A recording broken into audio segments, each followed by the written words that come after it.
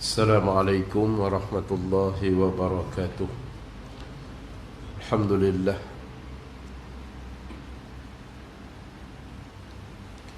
Thumma alhamdulillah. Nahmaduhu wa nasta'inuhu wa nastahdihi wa nastaghfiruh. Wa na'udzu billahi min shururi anfusina wa min sayyiati a'malina.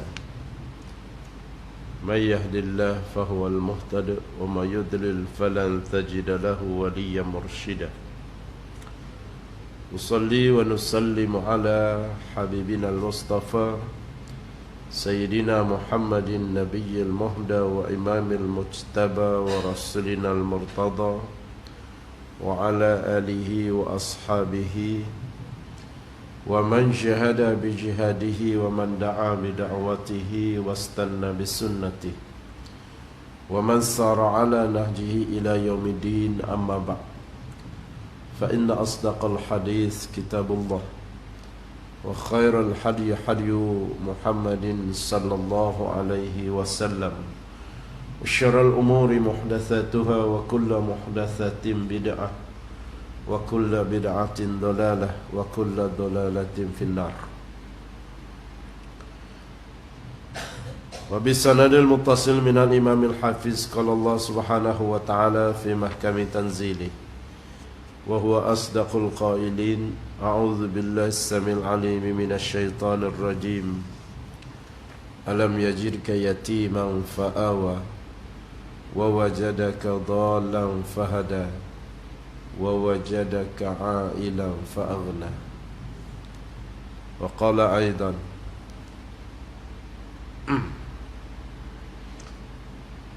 وإذ قال عيسى ابن مريم يا بني إسرائيل إني رسول الله إليكم مصدقا لما بين يدي من التوراة ومبشرا برسول يأتي من بعد اسمه أحمد فلما جاءهم بالبينات قالوا هذا سحر مبين Sadaqallahul azim.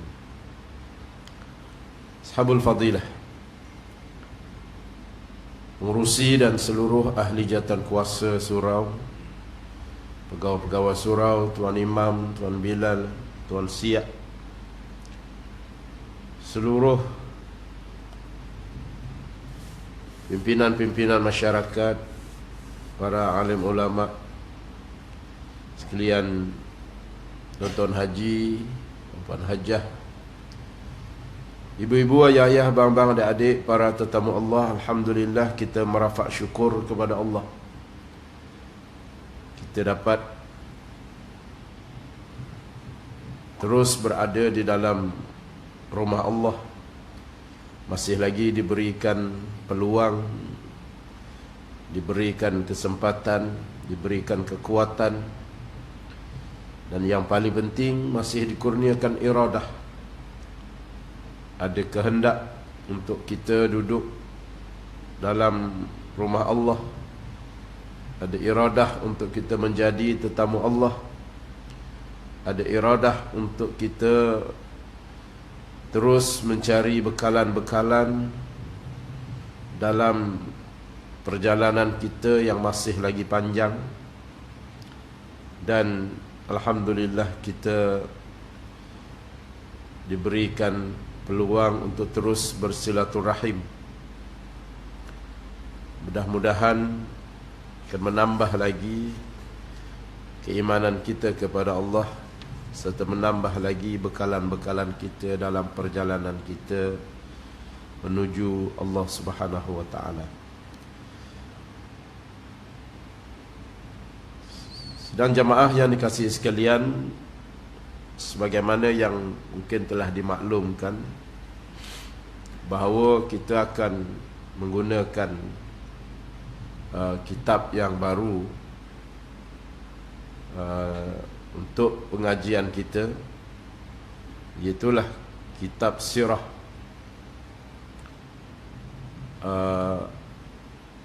kitab Ar-Rahiqul Makhtum, Ar-Rahiq Al-Makhtum,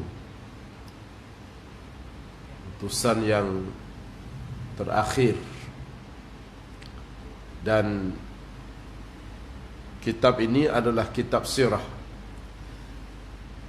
menyebut tentang perjalanan hidup baginda sallallahu alaihi wasallam daripada kelahiran sehinggalah kepada kewafatan baginda. Bahkan diungkap dalam mukaddimahnya tentang kerajaan-kerajaan yang wujud dan suasana kota Mekah.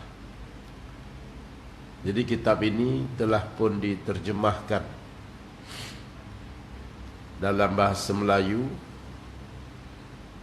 dan kitab ni sebenarnya salah satu daripada tajuk yang saya juga gunakan, satu daripada kertas yang saya kena belajar waktu di Jordan dulu. Tapi saya punya versi Arab, tuan-tuan guna bahasa Melayu, jadi kita guna bahasa Melayu je mudah untuk jadi rujukan. Kitab yang dikarang oleh Syekh Safiur Rahman Al-Mubarakfuri, dan kitab ini telah pun diangkat oleh Yayasan Dakwah dan juga oleh beberapa universiti dalam negara kita untuk menjadi rujukan penting. Kerana selepas daripada Sirah Ibn Hisham, kitab ini adalah lebih agak ringkas tetapi terperinci, dan telah diuji dan digunakan oleh Rabitah Alami sebagai rujukan bagi ulama-ulama di Saudi, ulama-ulama di Timur Tengah mengakui bahawa ini adalah di antara kitab sirah yang terbaik. Sebab itu mereka pakai kitab ini untuk menjadi rujukan, kerana ditulis dengan mengeluarkan beberapa perkara-perkara ataupun unsur-unsur Israiliyat. Israiliyat ni cerita yang pelik-pelik, yang tidak ada sumber. Banyak kisah-kisah baginda ditulis, kalau kita membaca dalam keadaan yang tidak ada sumber. Bukan sekadar sejarah Nabi, sejarah Nabi-Nabi yang terdahulu. Umpamanya sejarah Nabi Adam alaihi salam, sejarah Ibu Hawa, di mana Nabi Adam itu diturunkan oleh Allah di muka dunia. Sebenarnya tidak ada satu sumber, cuma ada unsur-unsur Israiliyat menyebut Nabi Adam diletak di Sri Lanka dan Hawa diletak di Jeddah. Tu nama dia Jeddah. Jeddah nama dia nenek tua. Dan mereka berjalan-berjalan sampailah mereka bertemu di Padang Arafah. Dan di Padang Arafah itu mereka berjumpa di Jabal Rahmah. Nama pun Jabal Kasih Sayang, Jabal Rahmah. Itu semuanya tidak ada sumber sebenarnya. Kalau kita percaya pun percaya, tak percaya pun tak apa. Sebab dia tidak ada sumber yang tepat. Dan mungkin kerana itu tidak penting untuk dijadikan. Yang penting mengambil ibrah tentang penurunan Nabi Adam AS dan Hawa daripada syurga. Itu sahaja yang penting. Di mana itu tidak penting. Sebab itu sama ada tempat ataupun masa, banyak Al-Quran tidak menyebut, kerana tidak hendak manusia itu nanti akan sibuk hanya dengan memikir tentang tempat dan masa, yang akhirnya nanti akan memuja tempat dan memuja masa, tidak mengambil pengajaran-pengajaran yang Allah SWT turunkan, berikan di dalam Quran itu sendiri. Jadi oleh sebab itu banyak kisah-kisah itu tidak ada sumber, cuma adalah unsur-unsur. Kadang-kadang banyak daripada unsur-unsur Israiliyat yang dimasukkan, walaupun dalam keadaan tidak ada sumber, tetapi mungkin jangkaan. Maka sebab itu Kita nak percaya, tak percaya pun tak apa, tapi kalau tidak ada sumber, tak perlu nak diambil dari sudut kelebihan. Ada orang panjat Jabal Rahmah kerana menyangka itu tempat pertemuan Adam dan Hawa. Dia pun panjat bukit itu, terutama yang belum ada jodoh. Dia nak dapat jodoh, dia panjat naik atas, terutama yang muda-muda, yang 20 tahun, 25 tahun, supaya dapat jodoh, dapat calon isteri ataupun calon suami. Itu nama dia Jabal Rahmah. Dalam yang 20 tahun naik, yang 60 tahun pun ada juga yang naik juga. Cuba nasib, mana tahu. Itu Jabal Rahmah. Jadi tidak ada sumber. Sebab itu mustajabnya doa di padang Arafah itu ialah hanya pada hari wukuf di padang Arafah. Kerana dia tidak ada sumber. Yang pasti pada hari wukuf itu memang itu hari waktu yang mustajab. Berdoa di padang Arafah ketika itu kerana wukufnya. Kerana wukuf. Jadi kita berpegang kepada sesuatu yang memang ada sumber. Kita berdoa. Selain daripada itu, berdoa sahajalah di depan multazam, di depan pintu Kaabah. Itu antara yang dah memang ada nas menyebut tentang tempat-tempat yang mustajab. Kita panjatkan doa kepada Allah Subhanahu wa taala. Baik. Jadi sirah ini ditulis oleh Safiur Rahman Al-Mubarakfuri, yang dia lahir pada tahun 1943, dan antara seorang yang berjaya dalam dunia pendidikan mereka dan mendapat PhD dia dan penulisan dia ini adalah di antara yang terbaik yang diiktiraf oleh Rabitah Alami, oleh kerajaan Saudi sendiri, mendapati bahawa penulisan dia adalah tepat, dan sirah dia adalah sirah dia kerana mengambil kira beberapa sumber-sumber yang betul, selain daripada mengambil daripada sumber daripada sirah Ibn Hisham, juga daripada ayat-ayat Al-Quran dan hadis-hadis Nabi SAW. Dan beliau sendiri bukanlah orang Arab, tapi Safiur Rahman ini seorang yang lahir di India, satu kampung Mubarak nama dia. Sebab itu diistilahkan Safiur Rahman Mubarakfuri. Kampung dia Mubarakfur, kampung dia di Uttar Pradesh, di India. Itu perkampungan beliau, tetapi beliau lama belajar dan berguru dengan ramai para alim ulama, sehinggalah beliau dapat menguasai sepenuhnya bahasa Arab dengan baik, dan penulisan kitab asalnya itu di dalam bahasa Arab yang telah pun diterjemahkan, dan bahasa Arabnya bahasa yang mudah, mudah bagi orang yang tahu bahasa Arab lah. Bagi yang tak tahu kok mana pun payah juga. Jadi yang tahu dia mudah. Ini kitab asal yang dalam tulisan dia dalam bahasa Arab, dan alhamdulillah kitab ini telah banyak yang diterjemahkan. Tinggal lagi tuan-tuan boleh beli, dan dia agak tebal sedikit lah. Kita pun tak tahu ni bila kita nak habis ni. Sama ada kita yang khatam dulu sebelum habis kitab, ataupun sempat untuk mengambil kitab. Wallahu a'lam. Kok mana pun, mudah-mudahan itu sebahagian keinginan kita untuk mengenali Nabi kita Muhammad sallallahu alaihi wasallam.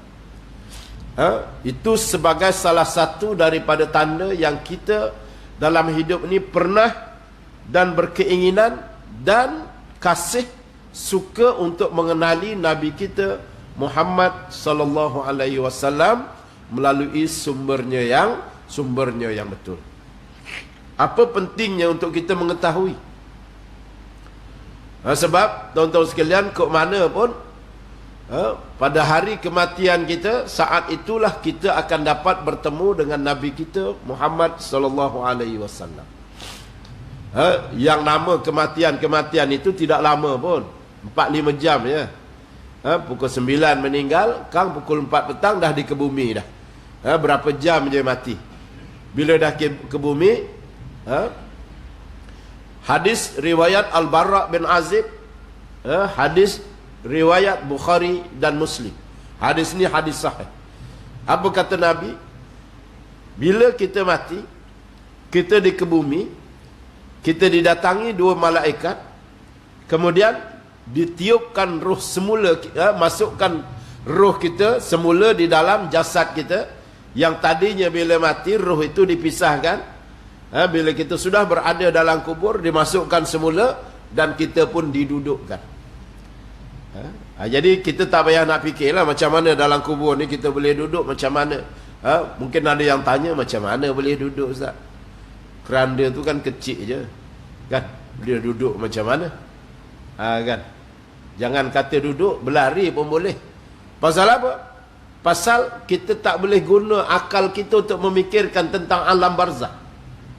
Itu satu alam yang tak menggunakan otak dan akal. Otak kita cukup sekadar sampai atas kubur saja. Masuk kubur, itu sudah undang-undang lain yang memerlukan nas. Kita tidak berpegang kepada akal, tetapi berpegang kepada nas. Sehingga Nabi kata, kubur seseorang yang beriman itu boleh diluaskan antara 40 ke 70 hasta. 40 hasta itu lot semidi, boleh jadilah. 70 hasta lot banglo. Tengok amalan kita bagaimana. Jadi itu boleh diluaskan. Boleh diluaskan. Itu undang-undang yang hanya Allah SWT sebut melalui nas dan melalui Nabi kita Muhammad sallallahu alaihi wasallam. Dan bila didudukkan, maka didatangkan kepada kita, kata Nabi, seorang lelaki. Riwayat Al-Barra bin Azib sebut, didatangkan seorang lelaki, maka ditanya kepada kita, kenal ataupun tidak kenal. Kenal ataupun tidak kenal. Maka keinginan kita, kesukaan kita, kecintaan kita kepada Nabi kita, termasuklah di dalam kita mengenal batang tubuh jasad baginda sendiri, dan termasuk kita mempelajari sirah ini, antara jalan untuk kita mengenal Nabi kita, itu sebagai bukti bahawa kita berkeinginan untuk kasih kepada baginda sallallahu alaihi wasallam. Bukan sekadar melalui sirah, bahkan melalui selawat-selawat kita yang kita kena perbanyakkan pada tiap-tiap hari. Apatah lagi pada hari Jumaat. Itu semua jalan-jalan untuk kita dapat menjawab. Bila malaikat tanya nanti, kenal ataupun tidak kenal, jawabnya kita kenal. Kerana apa? Kerana dalam dunia kita sudah lakukan beberapa jalan-jalan yang penting, yang perlu untuk kita kasih kepada Nabi kita. Selain kita belajar sirah, selain kita belajar tentang akhlak-akhlak baginda, tentang kehidupan baginda, tentang perjuangan baginda, tentang sunnah-sunnah baginda, bahkan kita memperbanyakkan selawat. Itu semua sebagai kemudahan kita untuk dapat menjawab bahawa lelaki yang didatangkan kepada kita itu adalah hamba Allah. Dialah Rasulullah. Dialah Nabiku Muhammad sallallahu alaihi wasallam. Jawapan ini dah cukup dah menjadikan kita puas hati. Puas hati. Kerana selepas daripada kita menjawab itu, tak ditanya apa pun selepas daripada itu. Tak ditanya apa pun selepas daripada itu, selain daripada Allah perlihatkan kepada kita api neraka je. Dapat jawab, tapi kemudian perlihatkan api neraka. Diperlihatkan neraka. Padahal kita dah dapat jawab kenapa diperlihatkan kita neraka, sehingga kita pun menjadi bimbang, menjadi takut, menjadi berpeluh ketika itu. Kerana Allah nak perlihatkan terlebih dahulu, kalau tidak dapat menjawab tadi, di sinilah tempat yang kamu akan duduk, kata malaikat. Maka selepas daripada diperlihatkan neraka, barulah diperlihatkan syurga. Di sinilah nanti kamu akan duduk dengan jawapan kamu. Maka kata Nabi melalui riwayat Al-Bara bin Azib, kata Nabi selepas daripada itu, bila diperlihatkan saja syurga, maka ahli-ahli kubur yang baru sampai itu pun mohon kepada malaikat untuk balik ke dunia. Untuk balik ke dunia kerana kesukaannya yang tidak terhingga, dia nak balik ke dunia, nak beritahu anak cucu cicit dia, nak beritahu kepada zuriat-zuriat dia. Supaya apa? Supaya kesempatan hidup ini jangan tidak beribadah, jangan tidak kenal Nabi kita Muhammad sallallahu alaihi wasallam, jangan tidak kasih. Kerana kasih, selawat kita, kecintaan kita, itulah yang menjadi lorong untuk kita dapat menjawab, dan akhirnya diperlihatkan kita syurga, tempat kita akan kembali nanti. Itu permohonan. Tetapi kata malaikat, sudah tidak boleh balik ke dunia lagi dah. Kerana namanya pun alam barzakh. Maksud alam barzakh ialah alam yang dijaga kukuh dan rapi.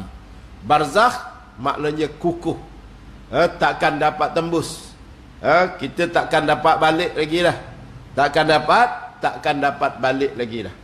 Disitulah tempat, selain daripada kita hanya menanti kedatangan zuriat-zuriat kita sahaja, zuriat-zuriat kita, tak sabar bila nak sampai. Sebab tu tuan-tuan sekalian, sekarang ini arwah mak tuan-tuan, arwah ayah kita, arwah tok kita, nenek kita, mereka semua hari-hari bersembang bila kita nak sampai ke kubur. Bila kita nak sampai? Maknya tanya abahnya, bila agak anak kita nak sampai? Kata bapaknya, tak tahulah, hari tu dah masuk dah dalam hospital, tapi tak jalan-jalan juga. Sempat lagi sihat lepas masuk hospital, kan? Pasal apa? Sebab kenapa mereka ternanti? Kerana seronok kita duduk di alam barzah, di dalam dunia. Di alam barzah tu jauh lebih seronok lagi bagi orang yang beriman. Bagi orang yang beriman jauh lebih seronok. Dunia ni tuan-tuan sekalian, kita seronok, kita dapat bergaul dengan orang ramai kawan-kawan, kan? Ramai kawan-kawan. Tapi kadang-kadang kawan makan kawan, kawan jujur dengan kawan, tak kurang juga kawan kelentong kawan. Itu di dunia. Itu di dunia. Tetapi bila kita masuk ke alam barzakh, nama dia ialah pemisah. Wamtazul yauma ayyuhal mujrimun. Itu pemisah antara orang-orang yang baik dengan orang-orang yang tidak baik. Walladzina amanu wattaba'athum dzurriyyatuhum biimanin alhaqna bihim dzurriyyatahum wa ma'alatna hum min amalihim min syai' kullu mri'in bima kasaba rahin. Orang-orang yang beriman nanti kami akan susulkan kepada mereka zuriat-zuriat mereka juga yang beriman. Jangan bimbang. Alam barzah, alam tempat perhimpunan anak beranak yang baik-baik, yang baik-baik, yang beriman kepada Allah.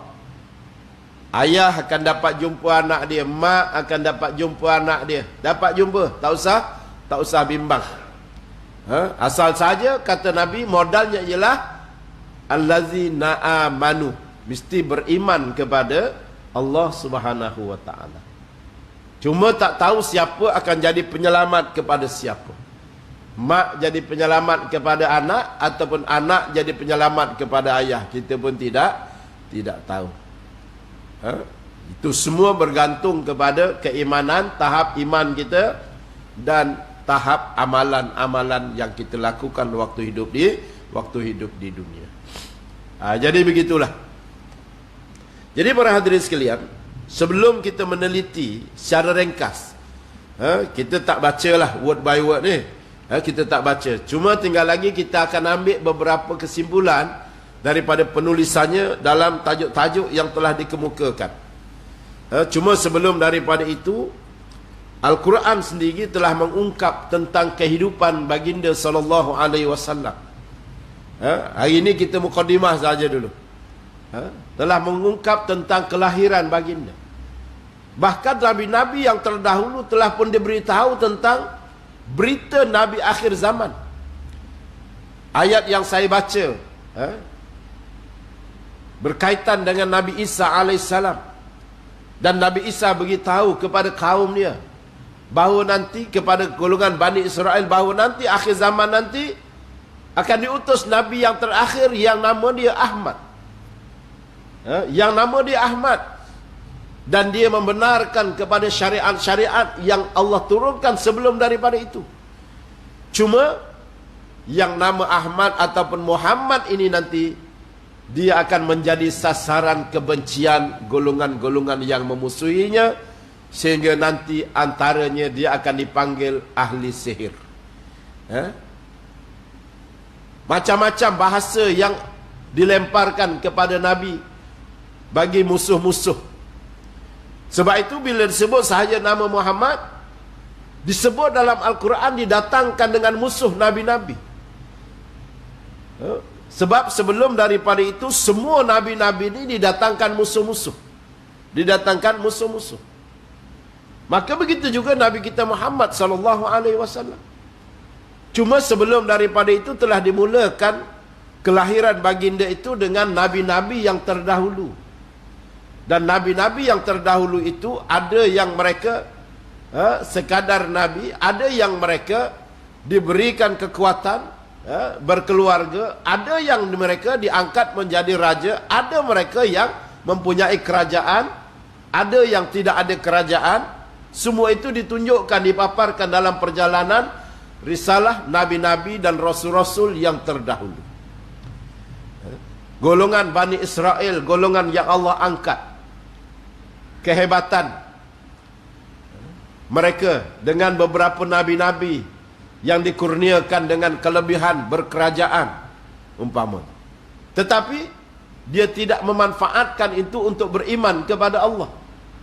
Sebaliknya, mereka pula membunuh Nabi-Nabi dan Rasul-Rasul yang dihantar kepada mereka. Nabi Zakaria, Nabi Isa, Nabi-Nabi yang lain, semua itu jadi sasaran kebencian di kalangan golongan Bani Israel.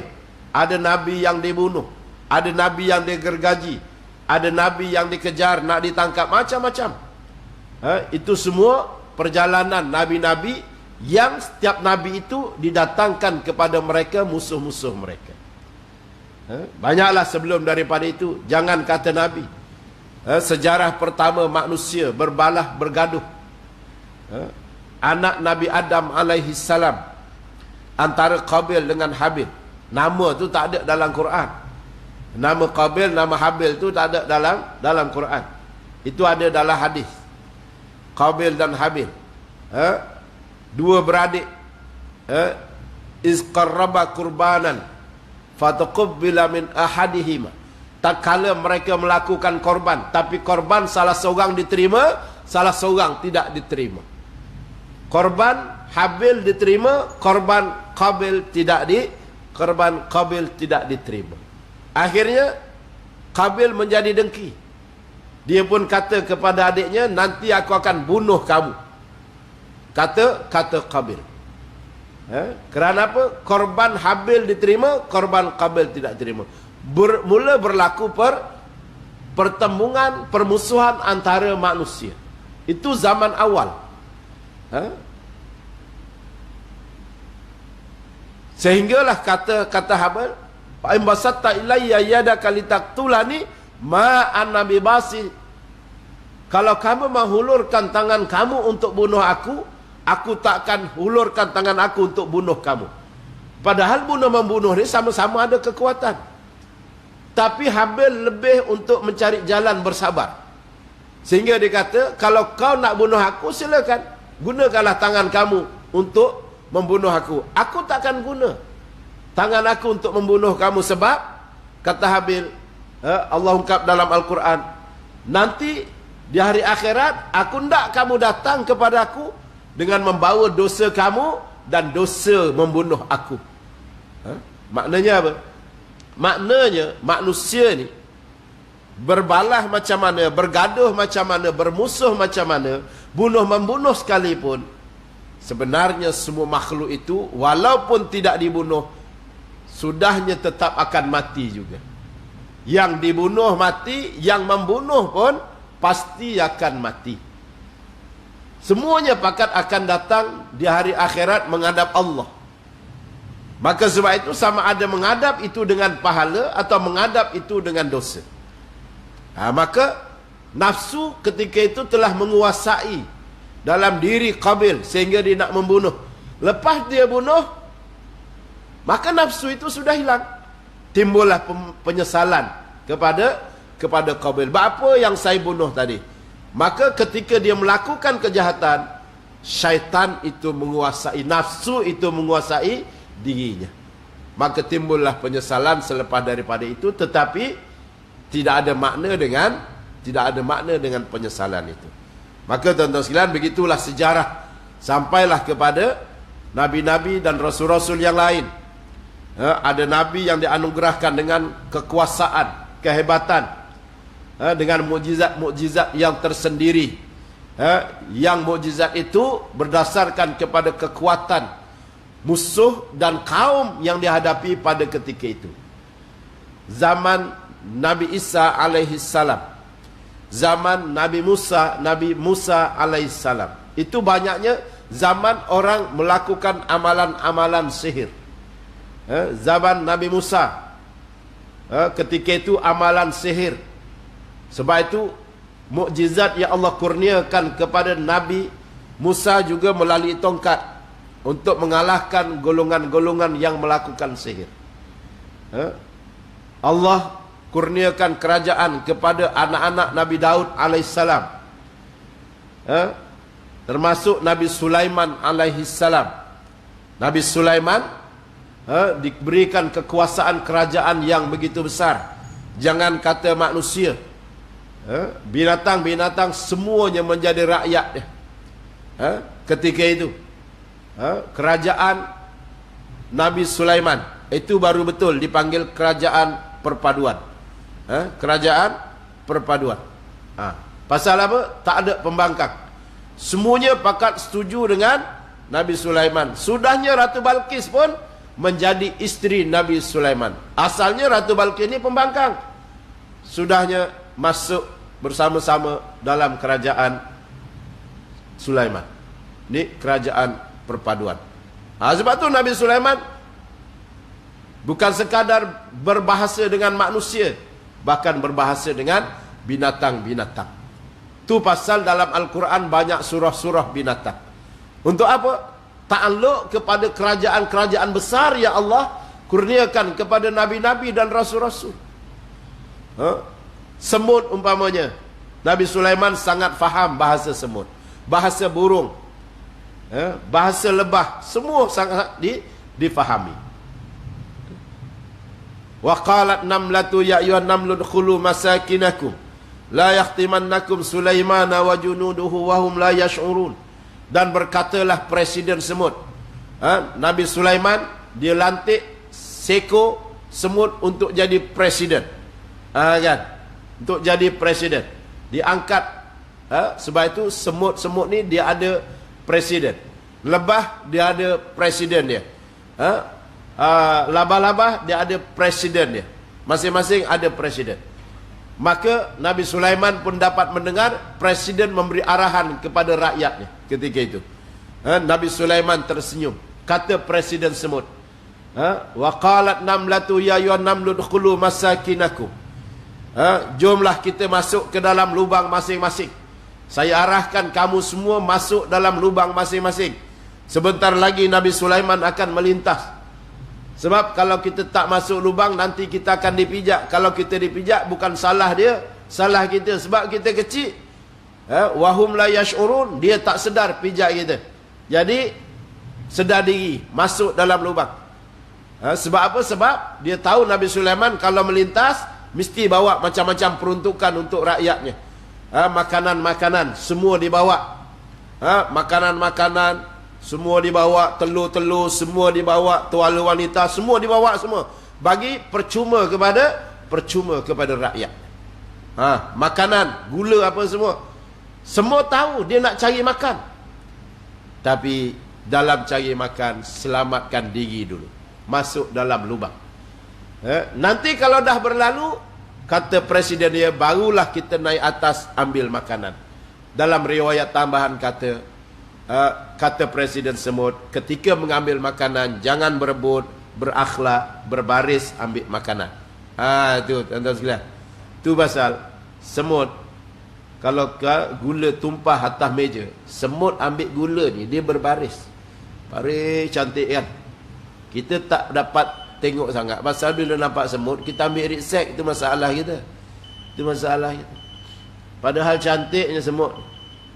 Dia gigit satu gula, dia patah balik, dia bawa tempat lain, jumpa kawan tengah jalan. Cuba tengok perangai dia. Dia ada komunikasi.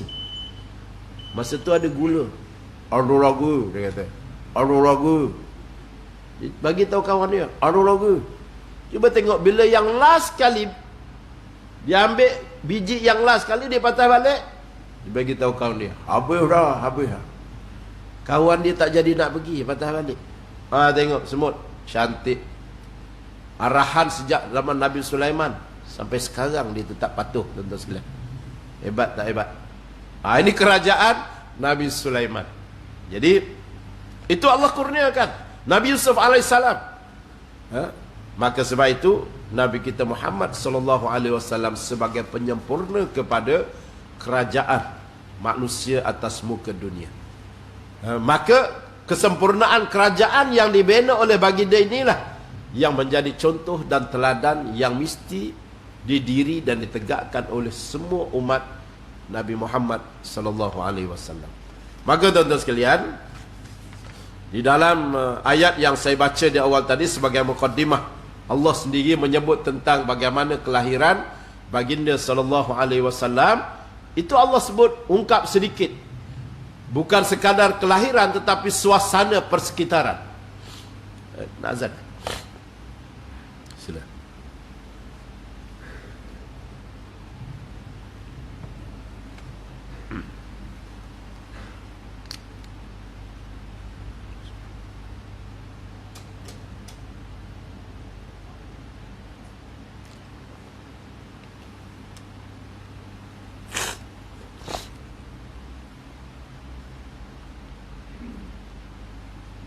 الله أكبر الله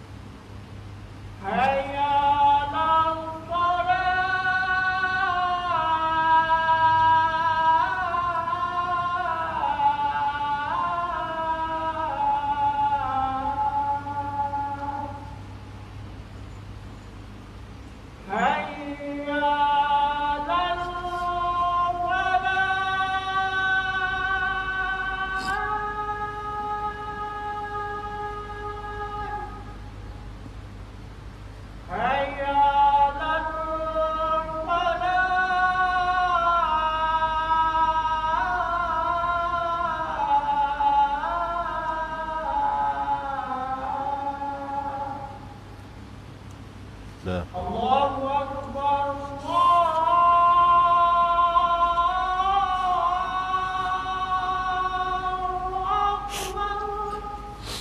Allah.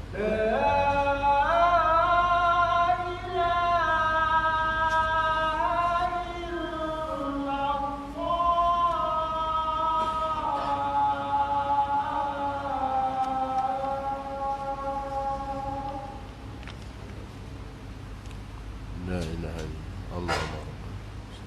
Asmaqah. Baik. Jadi dalam ayat ini Allah SWT menyebut tentang latar belakang keadaan kelahiran baginda sallallahu alaihi wasallam. Alam yajidka yatiman fa'awa. Adakah tidak didapati bahawa Nabi Muhammad itu lahir dalam keadaan yatim? Akulah yang menjaganya. Maknanya sejak daripada sebelum daripada Nabi Adam alaihissalam, Allah merancang untuk mengutus Nabi akhir zaman itu ialah Nabi Muhammad. Dan Allah telah juga merancang untuk melahirkan Muhammad itu dalam keadaan yatim. Dia mesti lahir dalam keadaan yatim. Maknanya siapa pun yang jadi ayah kepada Nabi Muhammad ataupun kepada manusia yang lahir yang nama di Muhammad nanti, ayah dia mesti dimatikan terlebih dahulu. Ayah dia mesti dimatikan dulu. Ayahnya ialah Abdullah bin Abdul Muttalib. Mesti dimatikan dulu. Sebab ini memang perancangan Allah. Kemudian begitu juga persekitaran bagaimana? Wa wajadaka dhalan fahada.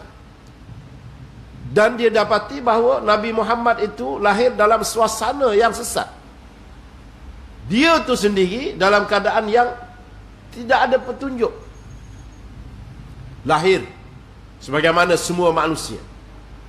Dan suasana yang ada di sekitar ketika itu bangsa Arab semua dalam keadaan yang sesat.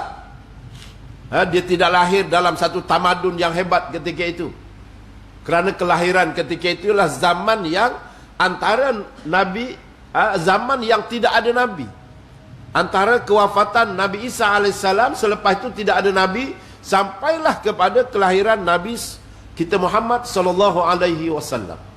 Itu dipanggil zaman jahiliyah. Zaman yang tidak ada Nabi pada ketika itu. Zaman itulah dilahirkan. Kenapa Allah memilih untuk dilahirkan di tempat seperti itu? Sebab Allah nak kata fahada, aku yang bagi petunjuk kepada dia. Dan bagaimana pula latar belakang keluarga? Wa wajadaka a'ilan fa'aghna. Dan didapati bahawasanya Nabi itu lahir dalam kalangan keluarga yang a'il, yang miskin. Yang miskin. Bukan di kalangan golongan bangsawan, golongan yang kaya raya, bukan. Tapi golongan yang miskin. Fa'awa, aku yang mencukupkan segala fa'aghna, aku yang mencukupkan segala keperluan. Maknanya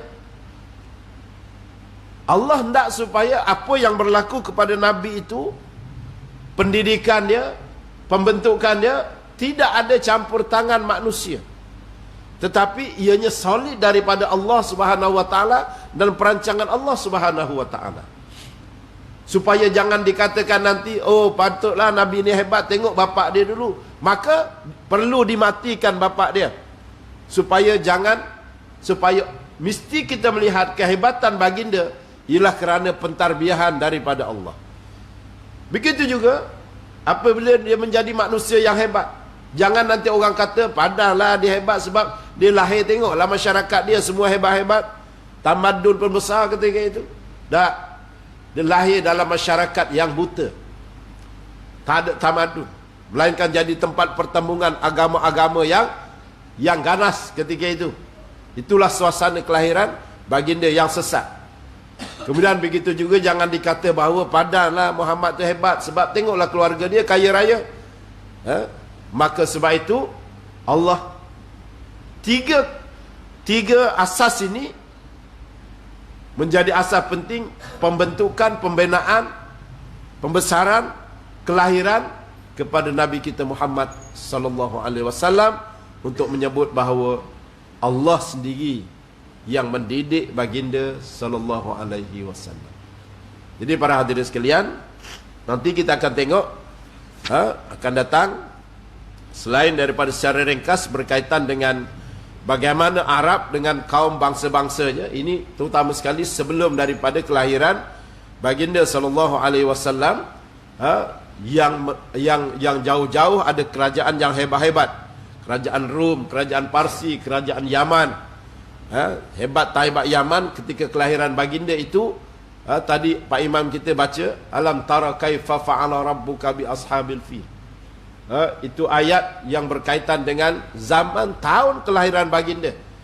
Kehebatan kerajaan Yaman ketika itu menguasai, kehebatan tentera. Tak cukup dengan manusia, gajah dia menjadi trademark terhadap kehebatan kerajaan yang dimiliki oleh kerajaan Yaman pada ketika itu. Jadi itu kerajaan-kerajaan yang menjauh, sementara kota Mekah sendiri itu dalam keadaan yang menjadi tempat pertembungan agama-agama. Dan nanti kita akan tengok kerajaan-kerajaan yang wujud sebelum daripada itu, sebelum daripada kelahiran baginda, termasuklah kerajaan di sebelah timur, di sebelah barat, di sebelah utara dan di sebelah selatan. Kerana kelahiran kerajaan ini nanti akan membentuk bagaimana cara baginda berdakwah untuk menyampaikan risalah kepada semua kerajaan-kerajaan. Kemudian selepas daripada itu barulah kita akan tengok tentang zaman jahiliyah, dan selepas itu barulah kita pergi kepada keturunan baginda sallallahu alaihi wasallam. Jadi belajar sejarah sirah ni tuan-tuan sekalian, dia memang kalau tak kena gaya memang dia agak sikit. Dia macam belajar tajwid macam itulah. Dia macam belajar bahasa Arab macam tu. Dia agak mengantuk, agak meletih kan. Tapi kita akan cuba untuk tengok beberapa asas-asas penting, terutama sekali yang disebut di dalam Al-Quran tentang bagaimana kewujudan baginda sallallahu alaihi wasallam, pengutusan baginda sebelum dan selepas daripada kenabian baginda sallallahu alaihi wasallam. Jadi itu nanti akan menjadi satu ibrah yang sangat besar kepada kita, supaya kita ambil setiap kali kita belajar sirah, kita dapat mengambil ibrah, kita dapat mengambil pengajaran daripada sirah, daripada sejarah yang kita akan bincangkan. Dan selepas daripada itu barulah kita akan masuk kepada zaman kelahiran baginda sallallahu alaihi wasallam. Itu bermula daripada situ, tu fasa yang penting lah. Sebelum daripada itu kita ambil sekali lalu sahaja. Tapi sehingga sampai kepada saat kelahiran baginda, itu kita mengambil peringatan yang penting, kerana Banyak bermula daripada situ, banyak hadis-hadis yang Allah SWT, yang Nabi sebut, dan banyak ayat-ayat yang Allah sebut tentang kelahiran baginda, dan selepas daripada itu apatah lagi pada zaman kenabian. Bermula daripada ayat pertama yang diturunkan waktu baginda berusia 40 tahun. Jadi 40 tahun sampai kewafatan, ini fasa yang sangat penting. Ini fasa kenabian, fasa kerasulan. Bermula daripada penurunan Iqra Bismi rabbikal ladzi khalaq, sampailah kepada ayat terakhir yang Allah turunkan, Al-yawma akmaltu lakum dinakum wa atmamtu alaikum ni'mati wa raditu lakumul Islam madinah. Itu sebagai ayat pelengkap kepada Islam yang telah Allah turunkan. Wallahu a'lam. Jadi mudah-mudahan kita akan mengambil manfaat daripada sirah ataupun kitab Ar-Rahiqul Mahtum yang kita akan pelajari. Wallahu a'lam. Dia nak tanya ke apa tu? Tak ada ya? A'udzubillahi samil alim minasyaitonir rajim. Bismillahirrahmanirrahim. Allahumma salli ala sayyidina Muhammad wa ala ali Muhammad. Allahumma anta alim, Allahumma anta arif, Allahumma anta fatif talana futuhal arifin. Rabbana aftah bainana wa baina qaumina bil haqq wa anta khairul fatihin. Rabbana hab lana min azwajina wa dzurriyyatina qurrata a'yun waj'alna lil muttaqina imama. Ya Allah, ya Tuhan kami, jadikanlah kami, anak-anak, isteri, cucu, cicit kami dan zuriat kami sebagai penyejuk mata memandang, dan jadikanlah kami dan keluarga kami pemimpin bagi orang-orang bertakwa. Rabbana atina fid dunya hasanah. Ya Allah, ya Tuhan kami, seramai mana kami yang hadir pada malam ini, kurniakanlah kebaikan pada kami di dunia, wa fil akhirati hasanah, dan kurniakanlah kebaikan kepada kami di hari akhirat nanti, wa qina adzabannar, dan tolonglah ya Allah selamatkan kami daripada api neraka-Mu. Sallallahu ala sayyidina Muhammadin nabil ummi wa ala alihi washabihi ajma'in. Alhamdulillahirabbil alamin. Assalamualaikum warahmatullahi wabarakatuh.